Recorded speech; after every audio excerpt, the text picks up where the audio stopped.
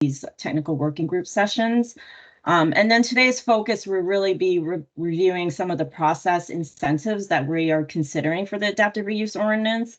And then we're finally going to end with some open-ended discussion, and then just to give you a timeline of the next steps for this adaptive reuse ordinance.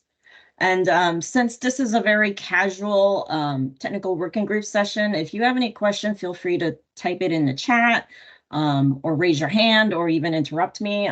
We're a very small group here today, so I don't mind. So just as a reminder, so our adaptive reuse is one of the programs that we're doing as part of the overall housing element. We are right now in phase 2 of implementation. So all these boxes shows the different programs we're right now doing. Of course, adaptive reuse is one of them, and we have a deadline to complete this adaptive reuse ordinance by October. So as you know, this is pretty fast tracked. We're, working furiously our way through this, and hence, which is why we really appreciate your support and your input today. And so the goal of the ordinance is to really remove the zoning barriers and to incentivize adaptive reuse projects for housing. I know that you guys do a lot of adaptive reuse from, maybe commercial to another type of commercial, but really the focus is on creating opportunities for housing. And as I mentioned, our goal here is to have the zoning ordinance revisions done by October. And then after that, we'll have building code revisions to follow. Reason being is, of course, as you guys know, having worked on adaptive reuse projects, building code revisions are so much more difficult since, by and large, they are regulated at the state level. So today's focus, as I mentioned, will be on the process incentives, and then next session will be on the development standards. So when I say process, it means, how should the adaptive reuse ordinance apply? Like, are we applying strictly to conversion within the building envelope, or are we allowing, partial conversion perhaps, or else we might even allow for new additions and constructions to go along with the adaptive reuse. And then we're going to look at like different land use conversion types. We know we're talking about commercial to residential, but we also have some few instances where we have to where people have come to us wanting to convert the type of what we call, I guess, group residential to residential, like a senior housing facility, or, like a health, like a ambulatory care facility that houses residents into, a new residential use. So we're also looking at that. And then we're going to discuss potentials for waiving impact fees. And I'll go through what those impact fees are, as well as our affordable housing requirements. In the city, we do have an inclusionary ordinance, which says that if you build market rate housing, you have to provide a certain percentage of affordable housing. So we'll be talking about that today. So just a couple of things to watch. You guys already know that, there's a working group right now being formed at the state level to identify potential building standard code amendments, which is why we are not really working on touching the building code at this point. But we still love to get your input and your feedback to take it to, the next step once we do the zoning ordinance. And another thing to watch is AB 2910, which is pending. And it basically says that if you're a pro-housing city, you can adopt alternative building code standards. We at the city of Santa Monica received our pro-housing designation in March. So we are a pro-housing city, so we are watching this. So just to go over the things I wanted to discuss with you all today is, the applicability of adaptive reuse ordinance. And so right now, we all know about full conversion requiring the, converting the entire building to possibly residential use. I'm not aware of a partial conversion that has occurred, at least here in the city. And frankly, I don't even know of any adaptive full conversion reuse to residential, but we are looking at the possibility of allowing for a partial conversion. So it could be, half office, half residential. We're also looking at the potential for adding on to the adaptive reused building, allowing for maybe additional height or floor area, such that the adaptive reuse projects become more financially feasible. So when I mentioned the full conversion, you guys are well aware of this model. I'm sure you guys have worked on a lot of projects like this. And then we were talking about the partial conversion where perhaps the bottom floors are, remain as commercial, and then the upper floors are turned into residential. And then we have another scenario where it could be full conversion and then they add on, a separate, floor area, a separate structure or additional floor area with new residential. So this is the kind of stuff that we're exploring. Or it could be like a partial conversion with new residential, as you could see here. And then one thing that in reviewing other cities, and I don't know, I know Roberto, you've had a lot of experience working at the city of LA. I know that they have this thing where you could do like a detached new floor area in the conjunction with the adaptive reuse. And that, if they provide the on-site affordable housing, they could get unlimited density within the limits of the floor area. So that is something that we wanted to discuss, if that is something that you think would help adaptive reuse projects. Because I know that a lot of the big challenges with adaptive reuse is the financial feasibility. And so allowing for this additional floor area might make it more feasible. And so Ross is going to pull up a poll question. One of the first questions that we're asking you, and I'm happy to launch into a full discussion after we get your answers, is what type of adaptive reuse projects should we permit in the adaptive reuse ordinance? Obviously, we've talked about full conversion, but perhaps there's partial conversion or there's adaptive reuse, either full or partial, plus allowing the new construction. So, and then 5, if you think we should allow all of it. So, Ross, do you want to pull up that poll? And this is our first time using this poll feature too, so it should pop up on your screen. Let me know everyone's seeing that. Yes. Does Great. everybody see this poll? Okay, perfect. I might need to stop my.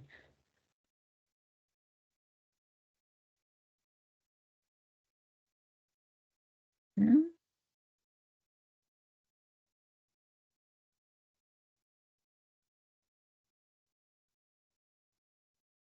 Have people voted? This is our first time using our poll, sorry. Ross, do you see the results on your end? We got 3 responses. Some people are not responding. Just got to click a button, guys. I don't see it on my screen. I don't see any. No. Screen.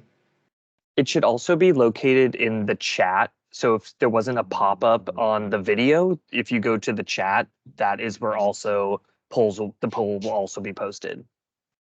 Okay. Yeah. Does anyone want to talk about the new construction and addition in particular? Has that been very helpful in making adaptive reuse projects financially feasible? I think so. I think when you look at the cost of acquiring a property, the question often comes up is, do we tear down and build new? Mhm. And I think the one of the big benefits of adaptive reuse is the sustainable aspect, right? If we keep just tearing our buildings down and building new, well, we're just going to have a negative impact on our environment. So I think we want to encourage adaptive reuse, and kind of just tilt the scale so at least the developer starts to consider an adaptive reuse project versus I think um, the other model, which is tear down and build new. So yeah, I think that is just one thing that can help benefit it, because if they can tear down and build more via density, Mhm. and get more units, they might do that, and that's usually where the conversation starts off is, why don't I just tear down and build new? And then usually it's people that are I think informed with at least City of LA policies. So it's like, well, are you by right? That's a huge benefit. And they're like, oh wait, no entitlements. I can remove all of that additional cost and holding period. And then when you add, well, and you can also add additional residential units on top, maybe 1 story or Other cities are going, you know, as high as 33% more. So I think, you know, let the city of Santa Monica decide what type of addition is best for this community. But I do think the more we can start layering in incentives that are different than ground up, once again, then we'll at least have a discussion on is it better to tear down and build new or reuse? And of course, I would like to see as many buildings being reused for climate Right. reasons.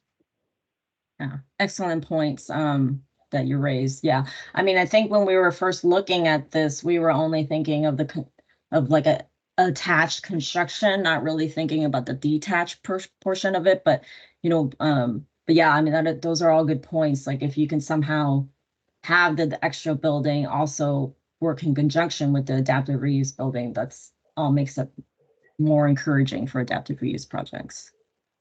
Anyone else have anything to jump in and add to? Okay. If not, I'm going to share my screen, going to share my screen again.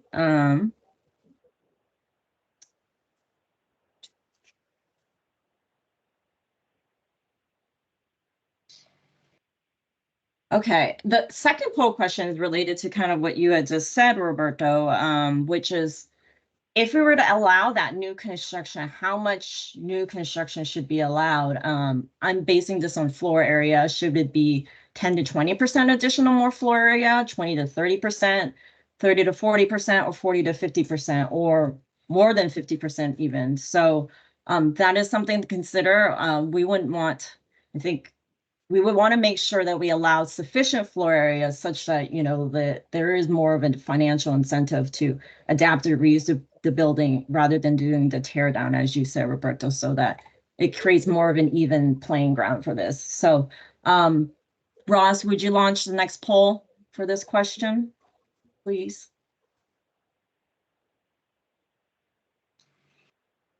And if you're still not seeing the screen, you might want to go into the chat.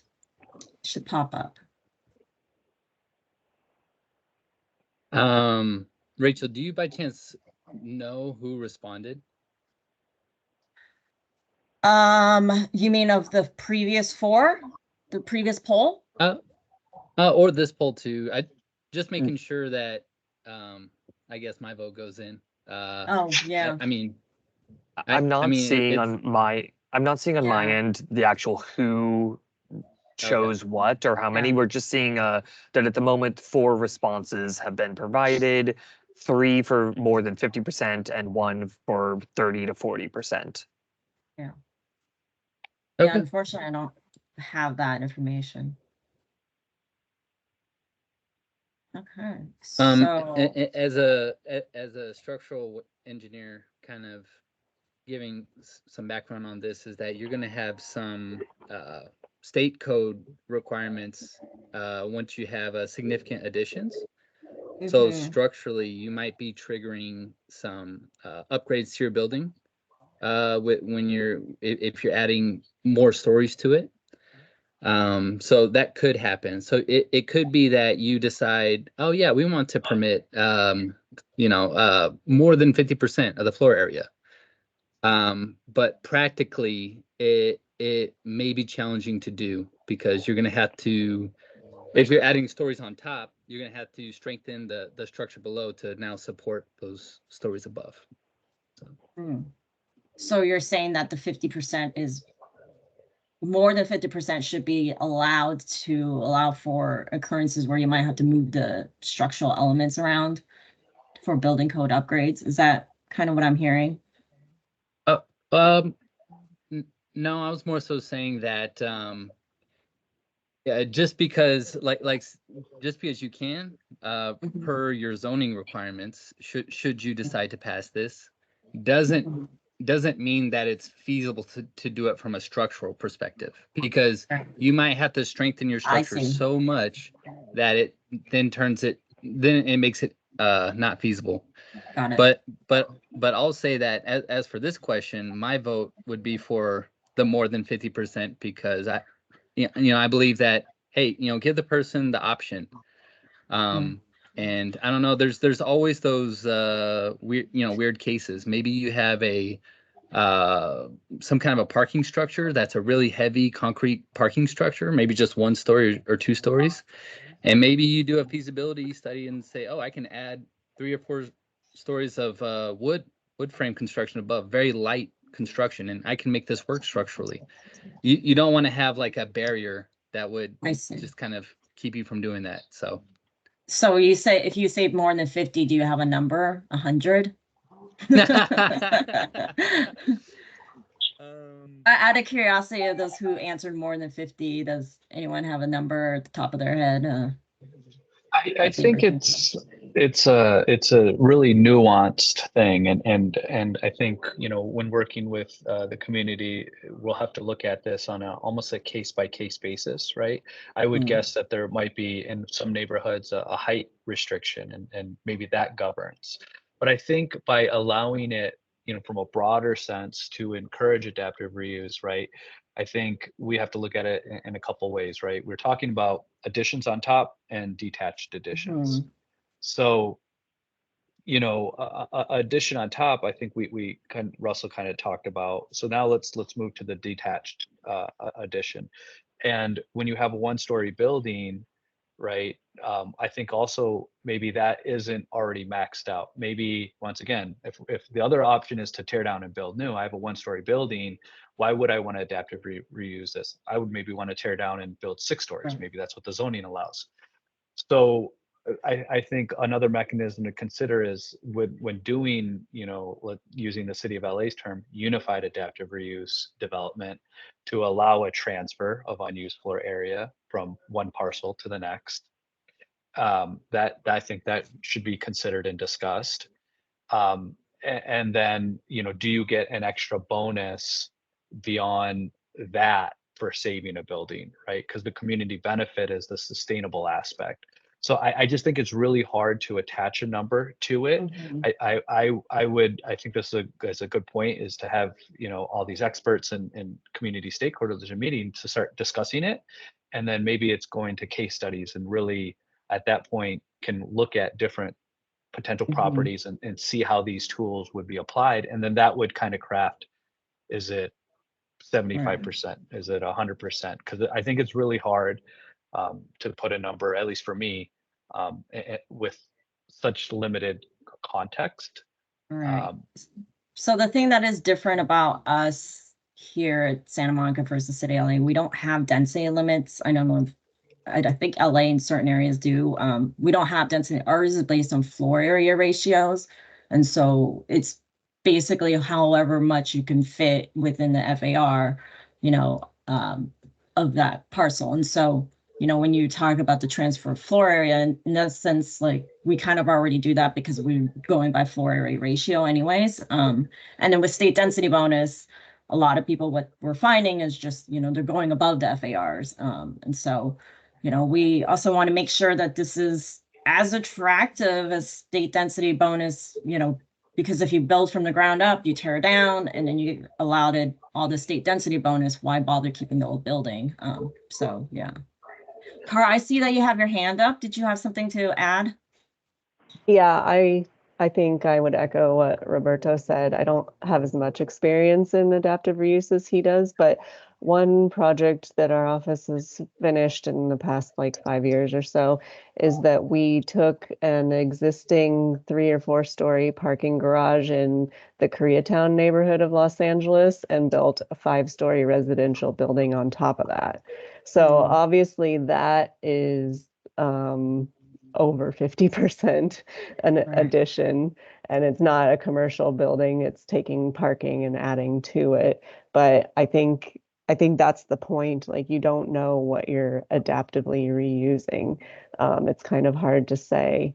In the Mayfair Theater example, it was Mayfair Theater is an existing 2-story building, and it was preserving the front half or the front portion of the historic theater and then adding a new 5-story residential component kind of behind that and integrated into it. So again, that is definitely over 50% as well.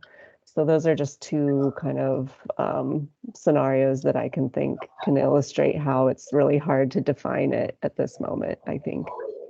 Well, those are all great feedbacks. Yeah, I'll definitely keep that in mind. Yeah.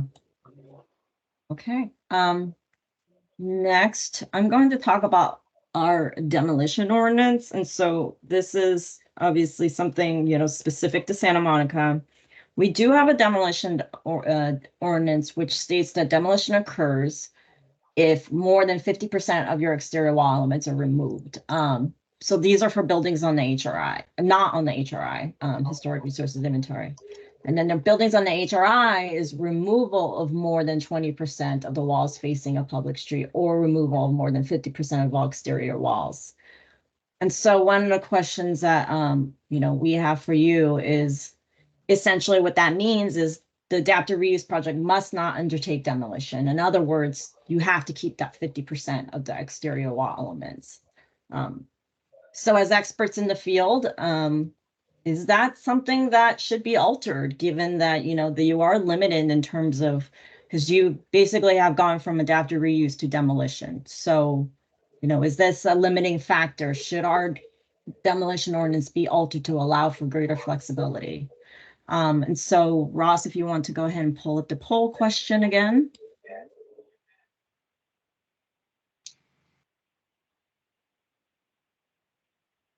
Again, it's the 50% if you're not a historic building, and then it's 25% of the exterior walls, or 50% if you are a historic resources building.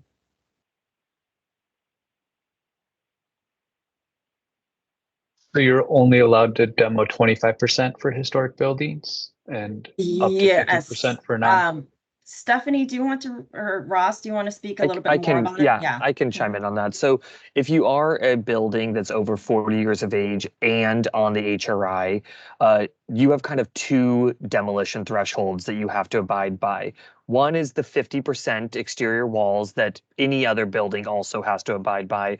But on top of that, there's a limitation of you cannot remove more than 25% of the exterior facade on a street-facing elevation. So it's only the kind of the street-facing, what the public sees, but it's not just removing the entire wall. It's even removing, let's say, converting it from stucco to wood. That would also be kind of captured in that 25% area limitation. So for those older buildings, there's those two thresholds that they have to adhere to. Did that answer your question better? I think so. Enough for me to comment on the poll. Great. Yeah, you could, this is Stephanie. You could, of course, go for a demolition permit, even though your intent is not to demolish.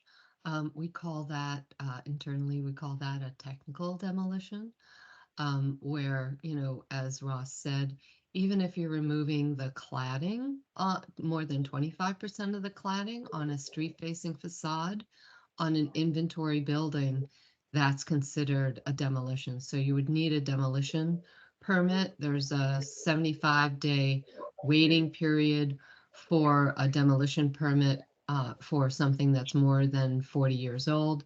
That enables any member from the public to nominate that as a designated resource. I guess also just to add to that, the risk is though, if you are classified as a demo or even allowed to demo, you do lose potential any legal non-conforming features.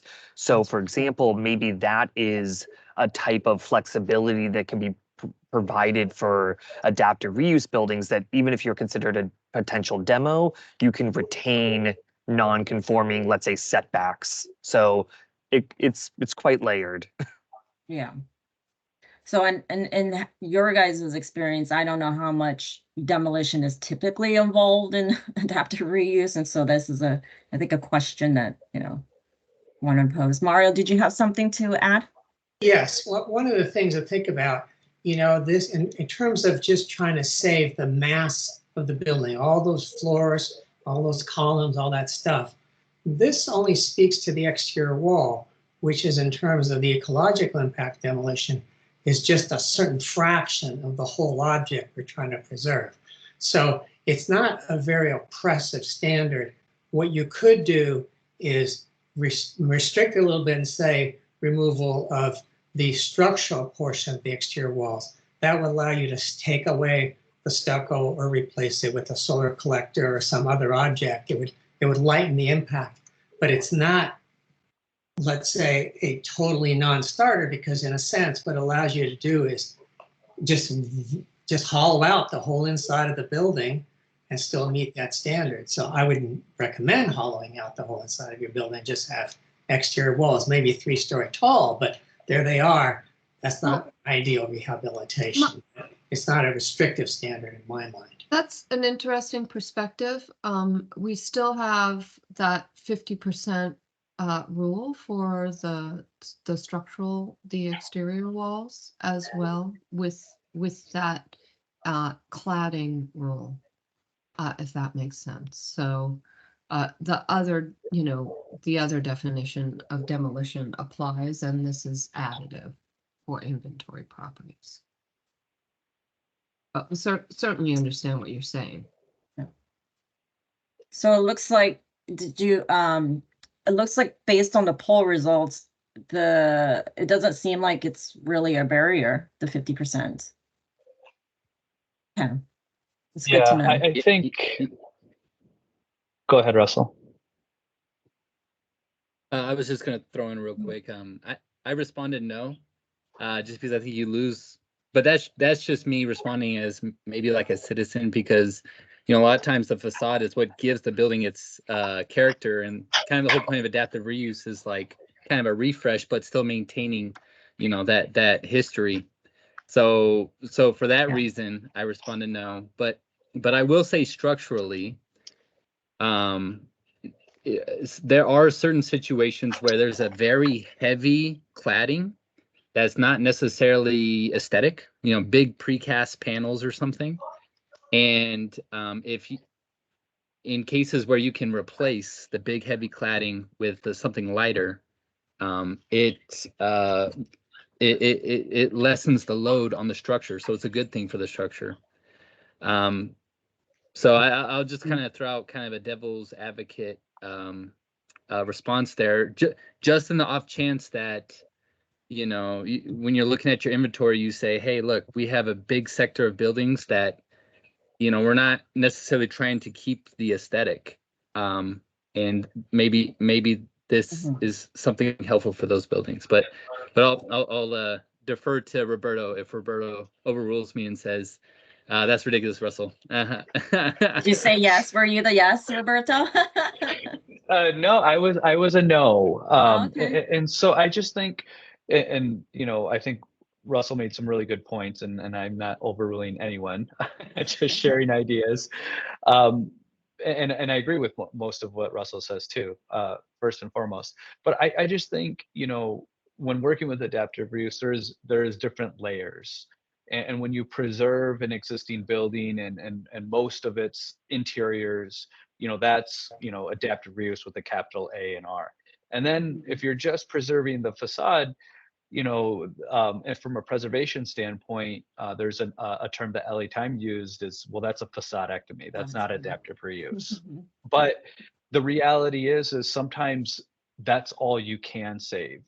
And because of cost reasons, buildings deteriorate. Maybe you're putting an addition on time. So to me, I think both are viable, and therefore I don't think we need to amend the definition of demolition. But I think where I would like to see this discussion going is when you do a capital A, capital R adaptive reuse, how can that be different in terms of planning zoning incentives than if you just scrape the building and keep one wall facing the street or two walls? Because once again, well, then that whole sustainable argument kind of gets lessened. The sense of place is still there, which is another important component, as Russell said. You're still preserving at least some identity, some resemblance. But yeah, just if there's, when we get into this, if we can start seeing a tiered incentive-based approach, it might encourage one to keep an in building versus just, oh well, this is an adaptive reuse play. I'm going to unlock extra density and waive side yards and et cetera, whatever we decide, or you decide as the city of Santa Monica, and therefore it's kind of just a light play, and they never had any intent to even explore keeping the building. Yeah, those are all great points. I appreciate that. Okay, next question. Wait, sorry. So I talked a little bit about this. So we've obviously talked about commercial to residential. We do have some instances, for example, where we have like a group residential or a senior community living facility want to convert to multiple unit housing. And so it seems weird when we're talking about residential, obviously it's allowed. However, what they've been finding is that, for example, if it was a senior community living facility, there were density caps, and they were limited by like, I could only build 6 units within this big shell of a building because of the density caps. So we're looking at that. We're also looking at live work as a potential use as well. This is actually a requirement that we committed to in the housing element. So the question that we have is, wrong question. So it should be poll question 5, Ross. What types of land use conversions should the city permit in the adaptive reuse ordinance?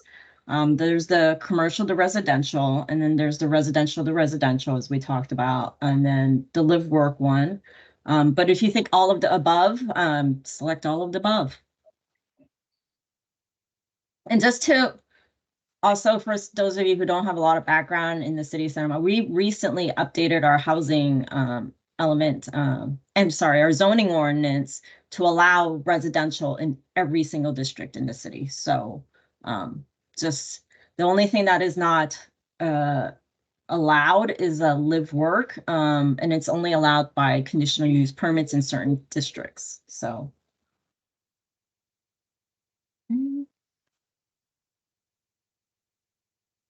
Everybody says all of the above. Makes sense. I don't think we need to discuss that. That's kind of obvious. So we'll move on. Well, before we move on, Sure. I did notice, and maybe I probably know where this is going, but I'd like to discuss it, is more short-term stay, right? We're in this post-COVID world, and I know I work with younger millennials who's, I don't know where they're at any time of the week or month, because they're traveling the world or country, but they're still, doing their 9 to 5, and but they're a more nomadic lifestyle because they can work remote. And so where I'm going is, a lot of times hotels less than 30 days aren't considered residential, at least probably for your housing element. But I do think our lifestyles are changing. I would like to see an office to residential conversion be considered in this ordinance, if there's a mechanism for it. For short-term housing rental.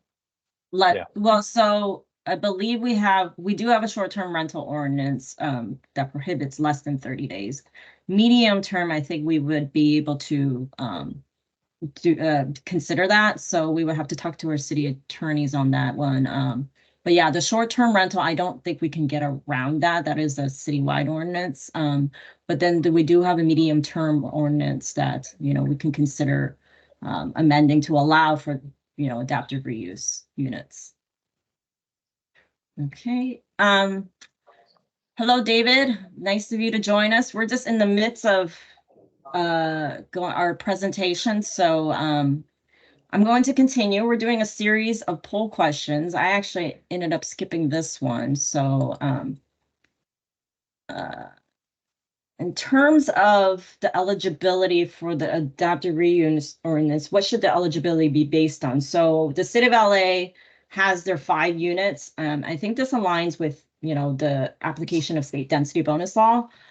So they have the application of like, if you must result in 5 new units in order to take advantage of this adaptive reuse ordinance. So they have that. So the question for us, maybe it's the number of units, or it could be the percent of building converted. For example, the project must convert at least 20% of its building floor area into residential. Doesn't have to be 20%, it could be some other number. We're just trying to figure out what the correct metric should be. Or maybe it's just a set threshold, like 5,000 square feet of building floor area into residential. And so that is one of the questions that we had, whether or not, which one of these you think should be the threshold. And I'm going to stop sharing. And Ross, you launched it. Okay, perfect.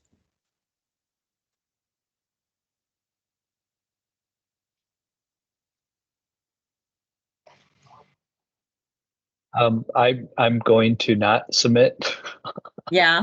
on these.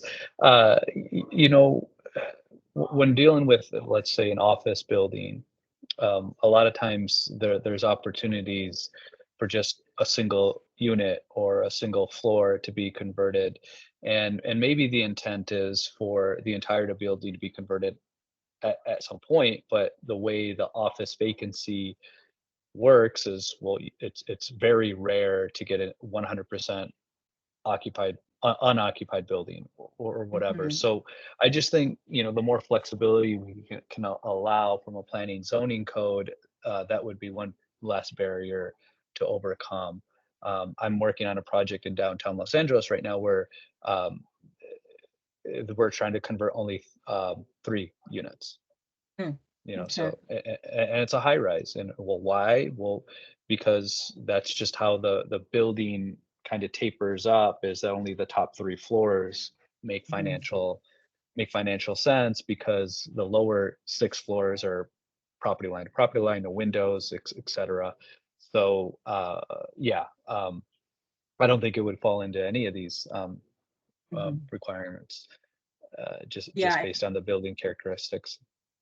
I think the difficulty is, you know, just making sure that we don't give away too much of the farm and only get 1 unit in return. For example, if we were to do an adaptive reuse project, let's say they, you know, they take a building, but they're only providing 2 mega, you know, expensive multi-million-dollar units, and then doing you know, getting all these other incentives, you know, like new construction and so forth. So we just want to make sure that, you know, that we're not completely giving away the farm. We still want to encourage adaptive reuse, obviously, but not giving away the farm such that we're not really getting the housing production that we want. And so that is a huge reason why, you know, we're, you know, debating whether or not it should be the percentage of building converted or the number of units. So, okay. Anybody else have anything to add to that? Nope. Okay. Let me share my screen again. Okay. So in terms of development impact fees, we have a slew of them. They're obviously imposed under the Mitigation Fee Act. We have the transportation impact fee, the parks and recreation fee, affordable housing commercial linkage fee, which is charged to the commercial proportion of the project only, a cultural arts fee, and a child care linkage fee. And this table shows when it applies. So as you can see here, generally speaking, it does get triggered with change of use or 1,000 square feet of floor area. And the bottom line below here shows our 2023 to 2024 fees. So you could see that, you know, for example, our transportation impact fee is $3,500 per unit. So if you have 10 units, it's $35,000. And then, of course, there's the Parks and Rec fee, which is higher per unit. It's based on the number of bedrooms. And then we have the child care linkage fee, which is based on square footage, as well as the cultural arts fee. And so, of course, knowing that adaptive reuse projects can be, you know, have some financial barriers to it, question that we ask is which fee should be exempt for adaptive reuse projects? And so if Ross, you can launch that poll.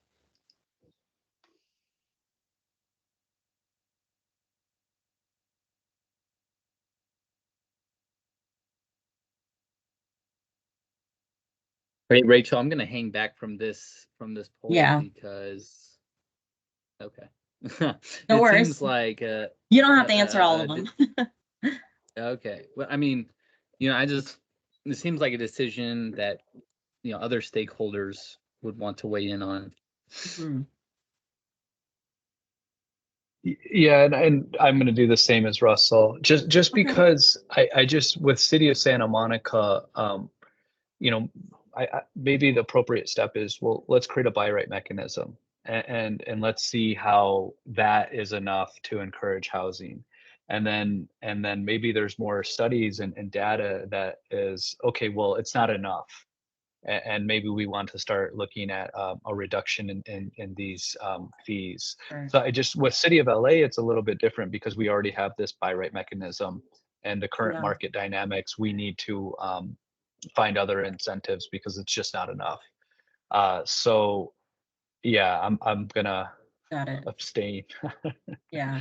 Or- So or- we would envision this would be a buy right mechanism. All of our housing projects in the city are by right unless you're over an acre. And so if your site is less than an acre and you're proposing a housing project, which means at least 2/3 of it is residential, it's all by right now.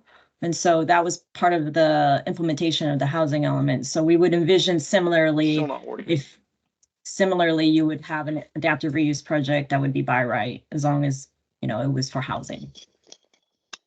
David, are you having trouble, technical difficulties? No? Okay. All right. Then let's just move on then. Thank you for your responses. I really appreciate that, Roberto and Russell. Yeah, we'll have to definitely talk to our developers about this question as well. So I'm trying to kind of move this along. There's not much more. The next one is the affordable housing requirements. So the city of Santa Monica has an inclusionary affordable housing program. So if you're between 2 to 5 units, you pay a fee. However, if you're 6 to 19 units, you have to provide 15% affordable on-site. Or if you're 20 units or more, it's also 15, but you spread it across the various income categories from very low, low, and moderate. And so these are our inclusionary affordable housing requirements. Realizing that, there was that study done for the city of LA that said, financially speaking, it's not feasible to do affordable housing within adaptive reuse projects. Our question for you is, should we waive the affordable housing fee housing requirements? No, that they would be required to do the same as any other project, or maybe they're paying the fee only and they don't provide the on-site requirement. Or it could be number 3, we waive all of the requirements together, including the fee and the on-site requirement. So, and maybe Roberto and Russell, this might be a question that you might not want to. I don't know if you guys have a preference on answering this or not, but love to hear from everybody else too as well. Yeah, the city of LA went away from mandating it for that the reasons you stated, but then also they're finding mechanisms to incentivize it, and so that's where I would actually encourage a waiving of both fee and site requirement. And then can we do incentives like City of LA? You can go from 1-story addition up to I think 3 stories, or unlimited density in the ground up if you provide affordable housing. So there's certain mechanisms that could get you both. So yeah, I'll go ahead and vote if it's not too late. No, sorry, I might have hit the wrong button, Ross. Did the poll open for you? Poll question? Were you able to get it? Okay. It should be in the chat. The poll Okay, question number perfect. 6 about the the inclusionary housing. Yeah. It Cool. jumped to 6. Oh. We were on 7. Oh, yeah, on 7, sorry. It should be 7. So I don't know about, I mean, Is it shop I think again? this is up for debate if if there's affordable requirements or not, but I think, and maybe this is coming later, but I think the unit mix requirements might be tough in an adaptive reuse project. Just because column grids in a office building, you could probably only get 1 bedrooms in between each grid, or maybe a studio. So I think that's more important, thinking at it from an architectural point of view than Right. dedicating affordability versus non-affordability. Yeah, thank you for that. Yeah, we do realize that the Unimix would be tough. That is actually something we're going to discuss in the next working group session. Since it has to do with the development standards, but yeah, our Unimix requirement applies if you're a 50 unit project or more. So that is something to keep in mind, that Unimix requirement, only applies for larger projects. I just want to say, it looks like the poll kind of reordered itself. If you scroll up in the chat, you should see poll question number 7. I just want to make sure everyone had the opportunity to Yeah. vote if they wanted to. Thanks, Ross. So we've only gotten 2 responses. Cara, did you have an opinion on this one, affordable housing requirements? I'm not sure if you've been I voting. don't have a strong opinion. I voted to waive the affordability requirement, but I don't honestly have a strong opinion. I think it's the mix that's going to be more your issue to think Okay. about. I tried to submit my vote. It says something went wrong. Please try again. Oh, But I think we can yeah. move Okay. on. I shared verbally how I would vote. Perfect. Okay. Let me return to the slide. Okay, so we're almost wrapping up here. In terms of other limitations, I know San Francisco and LA has applied some limitations. I think in San Francisco, their adaptive reuse ordinance is limited in certain locations, like the downtown, and LA is also limited in certain areas. You know, should we do the same, or, should we apply it citywide? There could be some considerations, for example, if the desire to protect low-cost visitor accommodations as part of our local coastal plan. That might be something that we might say adaptive reuse shouldn't be allowed in the coastal zone, or maybe live-work units shouldn't be allowed in certain districts, and it should only be allowed in like the more employment kind of districts, like the Bergamot area. And then, of course, also the utilization state density bonus. Under density bonus law, you're pretty much provided unlimited waivers and up to 4 incentives and concessions. So I know the LA precludes you from using the adaptive reuse ordinance if you're using the state density bonus. And so the question that we have is, should there be any limitations on the applicability of the adaptive reuse ordinance? Should we limit it by location? Other, such as property size or building age, or state use of state density bonus law, or none, be it flexible as it is. And, this could be an open-ended question to you. We'll launch the poll, but I would love to hear your thoughts, because, if you think it's a certain location, tell us why it should be limited in a certain location.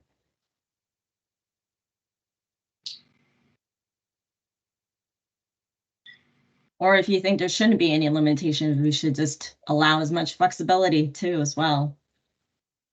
Because Santa Monica is much smaller than, San Francisco and LA. So it might not make sense to have those sorts of limitations.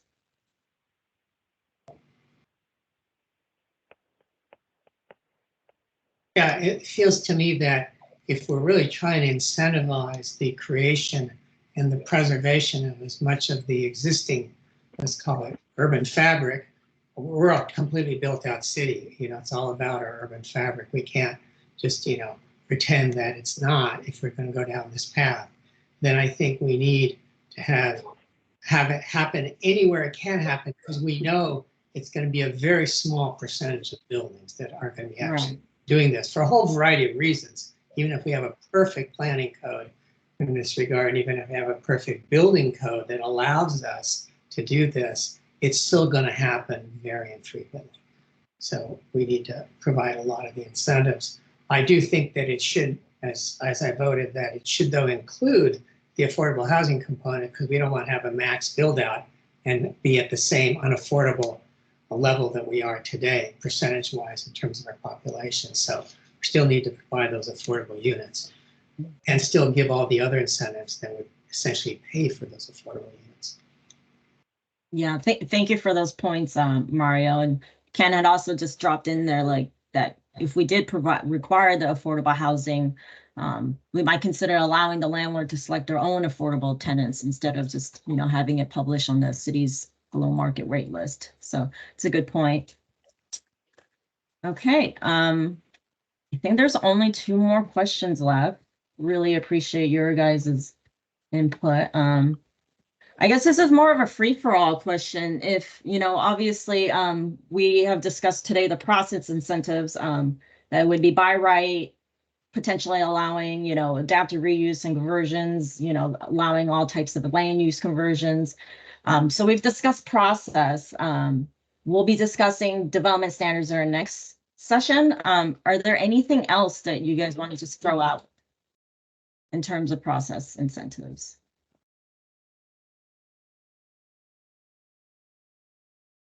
Hearing none, feel free to drop it in the chat as well. Just all for by right when working with existing buildings. It's there. Yeah. How can anyone object? Yeah, the by right thing is definitely, something that, we have been doing for housing projects, and it's been quite successful, and, ensuring that, developers have assurance, and guarantee. So. Okay. And the only thing I would add is, I mean, you're asking very tough questions, but it's good for discussion, right? One possible thing to consider, and again, I know you have to deal with the impact fees, but potentially one incentive could be delaying impact fees to be paid before C of O instead of before pulling permit. That might be an incentive, just to give some funding to start and do the construction instead of having to pay a $2 million permit fee up front and then start construction. I see. Okay, that's a good point. Thank you. And then just one last question for you. Sorry, go ahead. Anyone else? I was just saying that was a great point. Yeah, that's a great point, especially if the direction is to not waive the impact fees. So just one last question for you. This is more of a, what's your schedule for? I really appreciate the lunch hour that you guys have spared for us. Great, insightful thoughts. It was very, very helpful.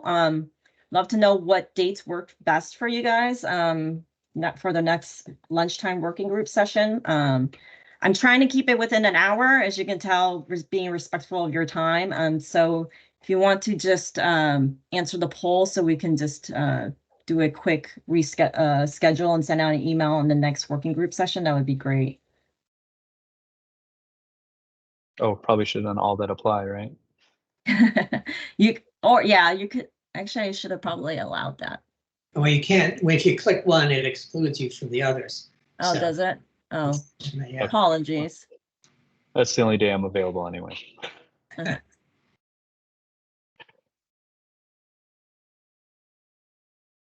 Roberto, you said May 22nd, Wednesday. That's the only day you could do it. Yeah, I have family coming in on the 29th, and then I have another lunch meeting on the 20th.